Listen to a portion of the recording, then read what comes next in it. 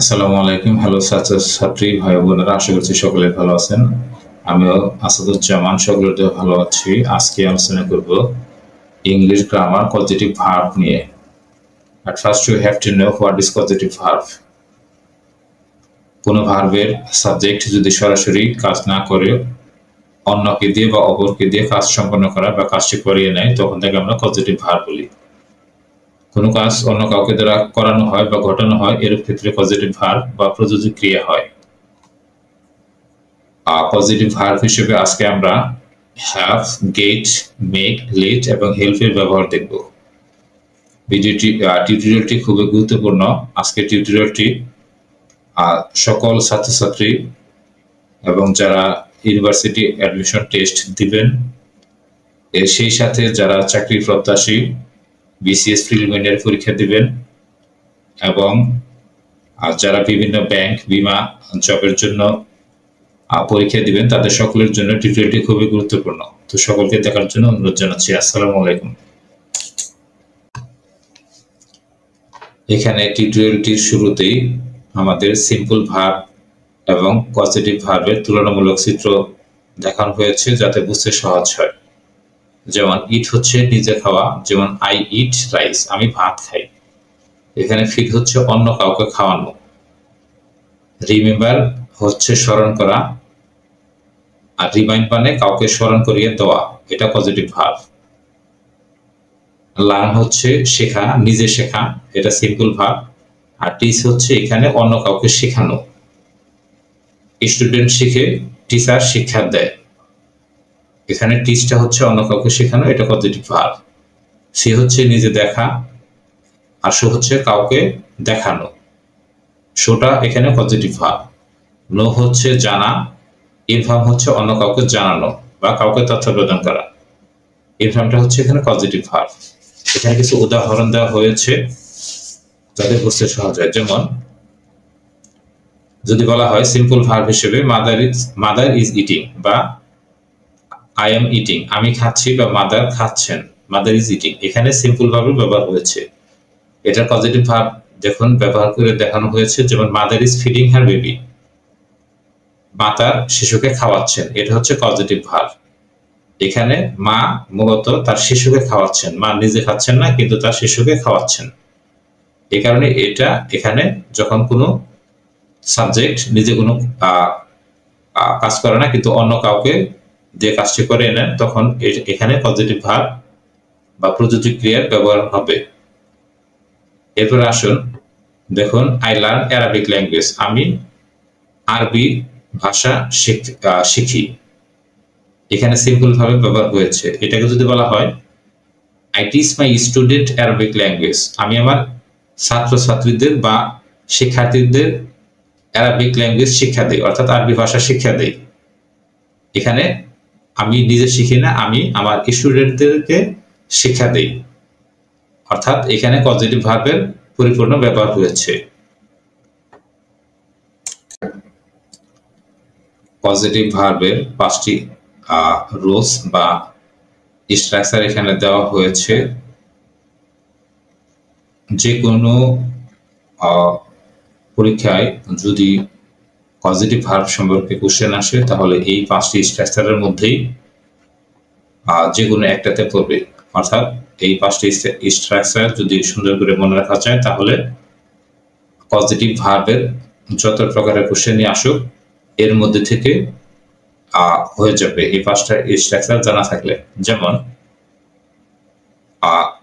First rule, subject plus make oblique let oblique help plus person অথবা thing, এখানে ব্যক্তি, person অথবা বস্তু, plus verb 1 plus extension. Structure 1 অর্থাৎ যদি পজিটিভ ভার্বের মেকের ব্যবহার আসে বা লেটের ব্যবহার আসে বা হেল্প, এই তিনটি যে কোনো একটি থাকে, তাহলে এখানে সাবজেক্টের পরে যদি মেক, লেট বা হেল্প এই তিনটের যে কোনো একটা থাকে, তাহলে এখানে পার্সন বা থিং যেটাই থাক, এখানে আপনার হচ্ছে ভার্বের প্রেজেন্ট ফর্ম হবে বা ভার্ব V1 হবে প্লাস এক্সটেনশন। এরপর হচ্ছে সাবজেক্ট, এরপর যদি গেট থাকে তাহলে সাবজেক্ট গেট, এরপরে পার্সন, এরপর হচ্ছে টু প্লাস ভার্ব 1 হবে, অর্থাৎ ভার্বের প্রেজেন্ট ভার্ব টু পরে সবসময় ভার্বের প্রেজেন্ট ফর্ম নরমালি হয়। এরপর হচ্ছে রিমেইনিং পার্ট বা এক্সটেনশন। এরপর হচ্ছে যদি সাবজেক্ট গেট প্লাস থিংস, যদি এখানে বস্তু থাকে, গেটের পরে বস্তু হয়, তাহলে ভার্ব 3 অর্থাৎ পাস্ট পার্টিসিপেল ফর্ম হবে প্লাস রিমেইনিং পার্ট। এরপরে যদি সেন্টেন্সটি পজিটিভ ভার্বে যদি হ্যাভ থাকে এবং হ্যাভের পরে পার্সন থাকে, তাহলে এটা ভার্বের প্রেজেন্ট ফর্ম হবে, অর্থাৎ V1 হবে প্লাস রিমেইনিং পার্ট। এরপরে যদি সাবজেক্টে হ্যাভ থাকে, হ্যাভের পরে যদি বস্তু থাকে থিং, তাহলে সেখানে ভার্বের পাস্ট পার্টিসিপল ফর্ম V3 হবে প্লাস রিমেইনিং পার্ট। এগুলোর ব্যবহার আমরা পরবর্তী যে উদাহরণের মাধ্যমে এর ব্যাখ্যা বুঝতে সহজ হবে। পজিটিভ ভার্ব মেক এর সাহায্যে বাক্য গঠন। To force someone to do something, অর্থাৎ যখন কাউকে ফোর্স করে কোনো কাজ করে নেওয়া হয় তখন সেখানে মেকের ব্যবহার হয়। যেমন স্ট্রাকচার হিসেবে দেখানো হয়েছে subject make plus person oblique thing plus ভার্বের প্রেজেন্ট ফর্ম প্লাস এক্সটেনশন। এখানে মেক লেট হেল্প যাই থাক, এরপর যদি পার্সন বা থিং যেটাই হোক, এখানে ভার্বের প্রেজেন্ট ফর্ম অর্থাৎ V1 হবে প্লাস এক্সটেনশন। যেমন উদাহরণ হিসেবে দেখানো হয়েছে আমি তাকে দিয়ে কাজটি করাই, I make him to the work. এখানে দেখুন মেকের ব্যবহার হয়েছে, এখানে আমি তাকে দিয়ে কাজটি করাই, অর্থাৎ আমি নিজে কাজ করি না, তাকে দিয়ে কাজটি করানো হয় বা তাকে দিয়ে কাজটি করাই। তাহলে আই মেক, এখানে যেহেতু তাকে হিম, এটা হচ্ছে অবজেক্টিভ ফর্ম হয়েছে আই মেক হিম। এই দেখুন এখানে V1 অর্থাৎ ভার্বের প্রেজেন্ট ফর্ম হবে। তাহলে কাজ করা হচ্ছে ডু হচ্ছে করা, তাহলে ডু দ্য ওয়ার্ক, আমি তাকে দিয়ে কাজটি করাই, I make him to the work. একইভাবে আমি তাকে দিয়ে প্রতিটি ম্যাচে খেলা করাই, I make him play in every match. এখানে আই, এরপরে মেক, এরপরে হচ্ছে হিম তাকে দিয়ে, আর খেলা করানো প্লে, এখানে ভার্বের প্রেজেন্ট ফর্ম ব্যবহৃত হয়েছে ইন এভরি ম্যাচ, প্রত্যেকটি ম্যাচে খেলা করে। তাহলে I make him play in every match, আমি তাকে দিয়ে প্রতিটি ম্যাচে খেলা করাই। এরপরে সে আমাকে দিয়ে মিথ্যা বলায়, হি মেক্স মি টেল এ লাই। এখানে হি হচ্ছে থার্ড পারসন, এখানে মেকের পরিবর্তে মেক্স একটা এস বা এর যোগ হয়েছে। এখানে মি আমাকে দিয়ে টেল এ লাই অর্থাৎ মিথ্যে বলানো, সে আমাকে দিয়ে মিথ্যে বলায়, সে নিজে মিথ্যা বলে না কিন্তু আমাকে দিয়ে বলায়, কোনো বিশেষ কারণে সে আমাকে দিয়ে মিথ্যে বলায়। তাহলে হি মেক্স মি টেল এ লাই। তারপরে আমি তাকে দিয়ে সত্য বলাই, এখানে আমি নিজে সত্য বলি না, আমি তাকে দিয়ে সত্য বলাই, পজিটিভ ভার্বে ব্যবহার হয়েছে মেকের ব্যবহার। তাহলে I make him tell the truth, আমি তাকে দিয়ে সত্য বলাই। আশা করছি মেকের ব্যবহার বুঝতে পেরেছেন। মেক থাকলে এখানে সাবজেক্ট মেক, এরপরে হচ্ছে পার্সন অবজেক্টিভ ফর্ম, এরপরে ভার্বের প্রেজেন্ট ফর্ম প্লাস এক্সটেনশন। এভাবে সাজালে মেকের ব্যবহার যেভাবেই পরীক্ষায় আসুক, এখানে আপনাদের এটা ভুল হবে না। এখানে মেকের আরো কিছু ব্যবহার দেখানো হয়েছে, যেমন আমার বাবা আমাকে দ্বারা কাজ করান বা আমার বাবা আমাকে দিয়ে কাজ করিয়ে নেন। এখানে আমার বাবা নিজে কাজ করেন না, কাজটি আমাকে দ্বারা করান। My father make me do the work, structure অনুযায়ী এখানে মাই ফাদার সাবজেক্ট মেক, এরপরে হচ্ছে মি, এখানে পার্সন, এটা অবজেক্ট হয়েছে, এরপরে হচ্ছে এখানে ভার্বের ফার্স্ট ফর্ম অর্থাৎ ভার্বের প্রেজেন্ট ফর্ম ডু, ডু অর্থ কাজ, ডু অর্থ করা, ডু দ্য ওয়ার্ক, কাজটি করান।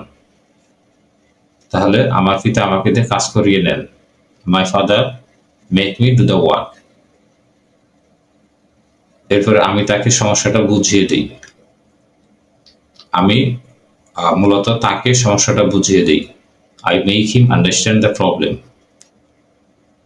এরপর হচ্ছে আমার শিক্ষক আমাকে লিসনটি বুঝিয়ে দেন, বা আমার শিক্ষক আমাকে এখানে পড়াশোনা বুঝিয়ে দেন, বা লিসন বা পাঠ বুঝিয়ে দেন। My teacher make me understand the lesson. এরপর হচ্ছে আমি আমার চুল কাটাই। I have had my hair cut. এটা আমি আমার চুল নিজে কাটি না, আমি কাউকে দ্বারা কাটাই। I have had my hair cut. আশা করছি বুঝতে পেরেছেন। পজিটিভ ভার্ব হ্যাভ এর সাহায্যে বাক্য গঠন। একটি উদাহরণ দেওয়া যায়, যেমন আমি ছেলেটিকে দিয়ে রুম পরিষ্কার করাই। এখানে কাউকে অথরাইজ করা হয়েছে বা কাউকে কাজটি করার জন্য কাউকে নিয়োগ করা হয়েছে, অর্থাৎ to authorize someone to do something. অর্থাৎ কোনো কাজ করার জন্য কাউকে অথরাইজ করা হয় বা নিয়োগ করা হয় বা কাউকে দায়িত্ব দেওয়া হয়। এখানে দুটো স্ট্রাকচার দেখানো হয়েছে, যেমন সাবজেক্ট, সাবজেক্টের পর হ্যাভ প্লাস অবজেক্ট। এখানে অবজেক্ট যদি পারসন হয় তাহলে ভার্বের প্রেজেন্ট ফর্ম হবে প্লাস এক্সটেনশন। আর স্ট্রাকচার 2 তে দেখানো হয়েছে subject plus have plus object. Object যদি এখানে ব্যক্তি না হয়ে বস্তু হয়, থিং, তখন ভার্বের পাস্ট পার্টিসিপল ফর্ম হবে, অর্থাৎ V3 প্লাস এক্সটেনশন। যেমন আমি ছেলেটিকে দিয়ে রুম পরিষ্কার করাই। এখানে স্ট্রাকচার 1 ব্যবহৃত হয়েছে এই ছেলেটিকে দিয়ে, এর জন্য I have the boy clean the room. I পরে হ্যাভ, এখানে আই সাবজেক্ট, এরপরে পজিটিভ ভার্ব হ্যাভ এখানে আসছে দ্য বয়। এখানে কারণ ছেলেটিকে দিয়ে দ্য বয় রুম পরিষ্কার করা, ক্লিন দ্য রুম। তাহলে এখানে সাবজেক্ট হয়েছে, হ্যাভ হয়েছে, প্লাস যেহেতু দ্য বয় একজন ব্যক্তি পারসন, এরপরে ভার্বের প্রেজেন্ট ফর্ম হয়েছে ক্লিন, এক্সটেনশন হিসেবে দ্য রুম। তাহলে I have the boy clean the room. এরপর হচ্ছে যদি এখানে বলা হয় যে আমি রুম পরিষ্কার করাই, আমি কাউকে দিয়ে রুম পরিষ্কার করাই, অর্থাৎ এখানে এটা আমি নিজে পরিষ্কার করি না, কাউকে দিয়ে করাই। এখানে প্যাসিভ ফর্মে হয়েছে I have the room cleaned. এখানে আই, এরপরে হচ্ছে হ্যাভ, যেহেতু এখানে রুম পরিষ্কার করাই, আয়ের পরে হ্যাভ, এরপরে দ্য রুম, এরপর হচ্ছে স্ট্রাকচার 2 অনুযায়ী ভার্বের পাস্ট পার্টিসিপল ফর্ম অর্থাৎ V3 হয়েছে ক্লিনড। তাহলে I have the room cleaned. আশা করছি বুঝতে পেরেছেন। আরেকটা উদাহরণ, যদি এটাকে বলা হয় যে আমি ছেলেটিকে দিয়ে ঘর পরিষ্কার করিয়েছিলাম। এখানে ঘর পরিষ্কার করাই ছেলেটিকে দিয়ে তখন হয়েছিল I have the boy clean the room. এখানে যেহেতু ঘর পরিষ্কার করিয়েছিলাম পাস্ট টেন্স, অতীত হয়ে গিয়েছে, এই জন্য আই শুধু হ্যাভ এর পরিবর্তে হ্যাড বসবে। তাহলে I had the boy clean the room, অর্থাৎ হ্যাভ এর পরিবর্তে হ্যাড হবে, বাকি অংশ ঠিক থাকবে। আশা করছি বুঝতে পেরেছেন। ধন্যবাদ। এখানে পজিটিভ ভার্ব হ্যাভ এর আরো কিছু উদাহরণ দেওয়া হয়েছে স্ট্রাকচার 2 অনুযায়ী প্যাসিভ ফর্মের, যেমন সাবজেক্ট হ্যাভ প্লাস অবজেক্ট। এখানে বস্তু হলে ভার্বের পাস্ট পার্টিসিপল ফর্ম হবে প্লাস এক্সটেনশন। এখানে প্রেজেন্ট টেন্স, পাস্ট টেন্স এবং ফিউচার টেন্সে এখানে উদাহরণ দেওয়া হয়েছে, যেমন আমি আমার গাড়ি ধৌত করাই বা আমি আমার গাড়িটি ধৌত করিয়ে নেই। I have my car washed. এখানে সাবজেক্ট আই, এরপরে হ্যাভ, এরপর হচ্ছে মাই কার, এরপরে এখানে মাই কার একটা বস্তু, এই জন্য এরপরে ভার্বের সাথে ইডি যোগ হয়েছে, অর্থাৎ ভার্বের পাস্ট পার্টিসিপল ফর্ম হয়েছে। যেমন I have my car washed, আমি আমার গাড়িটি ধৌত করিয়ে নেই, প্রেজেন্ট টেন্সে, অর্থাৎ ধৌত করাই। এরপরে যদি বলা হয় যে আমি আমার গাড়িটি ধৌত করিয়ে নিয়েছি বা আমি আমার গাড়িটি ধৌত করিয়ে নিয়েছিলাম, তাহলে জাস্ট হ্যাভের পরিবর্তে হ্যাড বসবে, বাকি অংশ ঠিক থাকবে। তাহলে এখানে যেহেতু অতীত হয়ে গিয়েছে, তাহলে আই হ্যাভ এর পরিবর্তে had, I had my car washed, passive ফর্মে। এরপরে যদি বলা হয় যে আমি আমার গাড়িটি ধৌত করিয়ে নিব, অর্থাৎ ভবিষ্যতে ঘটনা ঘটবে, ভবিষ্যতে আমি আমার গাড়িটি ধৌত করিয়ে নিব, তাহলে এখানে আমাদের স্ট্রাকচার অনুযায়ী উইল হ্যাভ আসবে, I will have my car washed. আশা করছি বুঝতে পেরেছেন। এখানে প্রেজেন্ট টেন্সে হ্যাভ হয়েছে, হ্যাভ এর ফার্স্ট ফর্ম, অতীতকালে হ্যাড হয়েছে, আর ভবিষ্যৎকালে এখানে স্ট্রাকচারে উইল হ্যাভ আসবে। যেমন ফিউচার টেন্সে সাবজেক্ট উইল হ্যাভ, এরপরে হচ্ছে অবজেক্ট, ভার্বের first participle form plus extension. আশা করছি বুঝতে পেরেছেন, ধন্যবাদ। একই বাক্যে পজিটিভ ভার্ব হিসেবে হ্যাভ এবং গেট দুটি ব্যবহার করা যাবে, এরকম বাক্যের উদাহরণ এখন আমরা দেখব। স্ট্রাকচার হিসেবে আসবে সাবজেক্ট হ্যাভ অথবা গেট, যে কোনো একটি, প্লাস অবজেক্ট প্লাস ভার্বের first participle form plus remaining part. যেমন আমি চাকরকে দিয়ে কাজটি করিয়ে নেই, এটা হচ্ছে প্রেজেন্ট টেন্সে। এখানে স্ট্রাকচার অনুযায়ী সাজালে আই, এরপর এখানে আমি আই, এরপরে হ্যাভ বা গেট, হ্যাভ কাজটি দ্য ওয়ার্ক, এখানে প্যাসিভ ফর্মে, ডুর ফার্স্ট পার্টিসিপল ফর্ম হয়েছে ডান, এরপর বাই দ্বারা সংযুক্ত হয়ে এক্সটেনশন বাই দ্য সার্ভেন্ট। তাহলে স্ট্রাকচারটি সেন্টেন্সটি আমাদের দ্বারায় I have the work done by the servant, আমি চাকরকে দিয়ে কাজটি করিয়ে নিই। এটা গেট দিয়ে বলা যাবে I get the work done by the servant, শুধু হ্যাভ এর পরিবর্তে গেট হয়েছে। হ্যাভ এবং গেট দুটোই কারেক্ট, প্যাসিভ ফর্মে দুটোতেই করা যাবে। এরপরে যদি এটা পাস্ট টেন্সে আমি চাকরকে দিয়ে কাজটি করে নিলাম, তাহলে এখানে হ্যাভ এর পরিবর্তে হ্যাড হবে আর গেটের পরিবর্তে গট হবে, বাকি স্ট্রাকচার ঠিক থাকবে। তাহলে I got the work done by the servant অথবা I had the work done by the servant.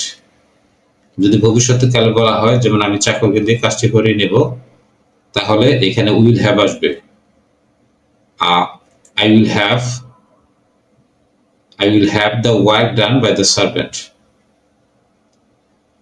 আশা করছি বুঝতে পেরেছেন, ধন্যবাদ। আমি মুসিকে দিয়ে জুতা পালিশ করে নিলাম, past tense I got my shoes polished by the cobbler, বা I had my shoes polished by the cobbler। এরপরে যদি বলা হয় আমি শিক্ষককে দিয়ে অঙ্কটি করিয়ে নিলাম, I got the sum solved by the teacher অথবা I had the sum solved by the teacher। Passive ফর্মে হয়েছে, এখানে যেহেতু পাস্ট টেন্স গেটের পরিবর্তে গট হয়েছে এবং হ্যাভ এর পরিবর্তে হ্যাড হয়েছে, দুটোতেই সেম। ধন্যবাদ। এখন আমরা পজিটিভ ভার্ব হিসেবে লেটের ব্যবহার দেখব, বা লেটের সাহায্যে বাক্য গঠন কিভাবে করা যায় সে বিষয়ে সম্যক ধারণা নিব। লেট সাধারণত কাউকে কোনো কিছু করার পারমিশন প্রদান করা অর্থে লেট ব্যবহার হয়ে থাকে, বা to allow someone to do something অথবা to give permission someone to do something. কাউকে কোনো কিছু করতে অ্যালাউ করা বা কাউকে কোনো পারমিশন প্রদান করা অর্থে মূলত লেট ব্যবহার হয়ে থাকে। এখানে স্ট্রাকচার হিসেবে সাবজেক্ট আসবে, এরপরে লেট প্লাস পারসন অথবা থিঙ্ক, এটা অবজেক্ট হিসেবে ব্যবহৃত হবে, প্লাস ভার্বের এখানে প্রেজেন্ট ফর্ম হবে, প্লাস এক্সটেনশন। যদি বাংলা উদাহরণ দেওয়া হয়, যেমন আমার বাবা আমাকে ল্যাপটপ ব্যবহারের অনুমতি দেয়, my father late me use his laptop. এখানে সাবজেক্ট আমার পিতা অনুমতি দেয় আমাকে, অর্থাৎ late me use his laptop. Structure অনুযায়ী মাই ফাদার এখানে সাবজেক্ট, এরপরে লেট এসেছে, আমি একজন ব্যক্তি, এখানে মি সাবজেক্ট হিসেবে এসছে, প্লাস এখানে মূল ভার্বের প্রেজেন্ট ফর্ম অর্থাৎ ইউজ, ব্যবহার করতে, ইউজ এখানে প্রেজেন্ট ফর্ম প্লাস এক্সটেনশন অর্থাৎ হিজ ল্যাপটপ। তাহলে my father late me use his laptop. এবারে যদি বলা হয় আমার বন্ধু আমাকে তার মোবাইল ফোন ব্যবহার করতে দেয়, মাই ফ্রেন্ড একই নিয়মে স্ট্রাকচার অনুযায়ী my friend late me use his mobile phone. এরপর যদি বলা হয় আমার ভাই আমাকে তার গ্রামার বুক ব্যবহার করতে দেয়, my brother let me use his grammar book. লেটের আরো কিছু উদাহরণ লক্ষ্য করা যাক, যেমন আমি তাকে ফুটবল খেলতে দিই, I let him play football, অর্থাৎ এখানে ফুটবল খেলার পারমিশন দেই বা ফুটবল খেলতে অনুমতি দেই বা সম্মতি জ্ঞাপন করি। এরপরে আমাকে কাজ করতে দাও, let me do the work, তাদেরকে যেতে দাও, লেট দেম গো অথবা লেট দেম পাস। এরপরে শিক্ষক ছাত্রদেরকে ক্লাসে প্রবেশ করার অনুমতি দেয়, teacher let the students enter the classroom. এখন আমরা পজিটিভ ভার্ব হিসেবে হেল্পের ব্যবহার দেখব বা হেল্পের সাহায্যে বাক্য গঠন। এখানে স্ট্রাকচার হিসেবে আসবে সাবজেক্ট, এরপর হচ্ছে হেল্প প্লাস পারসন প্লাস ভার্বের প্রেজেন্ট ফর্ম প্লাস এক্সটেনশন। যেমন আরাফাত আমাকে ইংরেজি শিখতে সাহায্য করেছিল, এখানে past tense, Arafat helped me learn listen. এখানে সাবজেক্ট হিসেবে আরাফাত, এরপরে হেল্প, এখানে যেহেতু অতীতে ইংরেজি শিখতে সাহায্য করেছিল এই জন্য হেল্পের সাথে হেল্পের পাস্ট ফর্ম হয়েছে হেল্পড। এখানে মি অবজেক্ট, এরপর হচ্ছে লার্ন ভার্ব, এরপর হচ্ছে এক্সটেনশন ইংলিশ। তাহলে আরাফাত আমাকে ইংরেজি শিখতে সাহায্য করেছিল, Arafat helped me learn English. এরপর হচ্ছে আমরা তাকে কাজে সাহায্য করি, প্রেজেন্ট ফর্মে we help him to the work, অর্থাৎ তাকে সাহায্য করি আমরা। এখানে পজিটিভ ভার্বের ব্যবহার হয়েছে, we helped him to the work. আমার মেয়ে আমাকে গাছে পানি দিতে সাহায্য করেছিল বা আমার মেয়ে আমাকে গাছে জল দিতে সাহায্য করেছিল। এখানে my daughter helped me water the plant. আমার বাড়ির গৃহশিক্ষক আমাকে গণিত বা অঙ্ক করতে সাহায্য করেছিল বা করেছিলেন। My home tutor helped me do the sum. এখানে সাবজেক্ট হয়েছে মাই হোম টিউটর, এরপরে যেহেতু সাহায্য করেছিল হেল্পের পাস্ট ফর্ম হয়েছে হেল্পড, মি এখানে অবজেক্ট, এরপর ভার্বের প্রেজেন্ট ফর্ম ডু, এক্সটেনশন হিসেবে দ্য সাম হয়েছে। তাহলে আমার গৃহশিক্ষক আমাকে অঙ্ক করতে সাহায্য করেছিলেন, my home tutor helped me do the sum. Positive verb হেল্পের সাহায্যে বাক্য গঠনের দুটি স্ট্রাকচার ব্যবহার হয়ে থাকে। এখানে একটা হচ্ছে সাবজেক্ট, এরপর হচ্ছে হেল্প প্লাস অবজেক্ট, যদি ব্যক্তি হয় তাহলে ভার্বের প্রেজেন্ট ফর্ম প্লাস এক্সটেনশন। আর দ্বিতীয় স্ট্রাকচার হচ্ছে সাবজেক্ট হেল্প, এরপর হচ্ছে object plus to plus verb plus extension, দুটোই সঠিক। যেমন যদি বলা হয় আমি তাকে লেসনটি বুঝতে সাহায্য করি, I help him understand the lesson, এটাও সঠিক। আর যদি বলা হয় I help him to understand the lesson, এটাও সঠিক। আর যদি পাস্ট টেন্সে ব্যবহার করা হয়, যেমন আমি তাকে লেসনটি বুঝতে সাহায্য করেছিলাম, I helped him understand the lesson, এটা যদি টু ব্যবহার করে করা হয় I helped him to understand the lesson, দুটোই সঠিক। আশা করছি বুঝতে পেরেছেন। ধন্যবাদ।